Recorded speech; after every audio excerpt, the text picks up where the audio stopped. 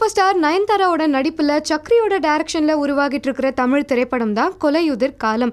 இந்த படத்தினுடைய ஷூட்டிங் ரொம்பவே விறுவிறுப்பா நடந்துட்டு இருக்கு. இந்த படத்தினுடைய ஹிந்தி ரீமேக் மூவியான காமோஷி படத்துல முக்கியமான கதாபாத்திரங்கள்ல பிரபுதேவாவும் தமன்னாவும் நடிக்க இருக்காங்க அப்படிங்கறத நம்ம ஏற்கனவே பார்த்தோம். அது மட்டும் இல்லாம இந்த திரைப்படம் தான் இந்தியாவிலேயே முதல் முறையா 8K ரெசல்யூஷன் படம் அப்படிங்கிறதும் இந்த படத்தினுடைய ஒரு மிகப்பெரிய பெருமை. இந்த நிலையில இந்த படத்துல பாகுபலி 2 ரெண்டு திரைப்படங்கள்ல ஹீரோவா நடிச்ச பிரபாஸ் கேமியோ ரோல நடிக்க போறதா ஒரு செய்தி இப்போ வந்திருக்கு.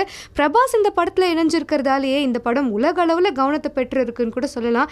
இந்த படத்தோட ஷூட்டிங் 25 டேஸ் லண்டன்ல நடந்திருக்கு. இந்த படத்துல தமன்னா காது கேட்காத வாய் பேச முடியாத ஒரு கேரக்டர்ல தான் நடிச்சிட்டு இருக்காங்களா.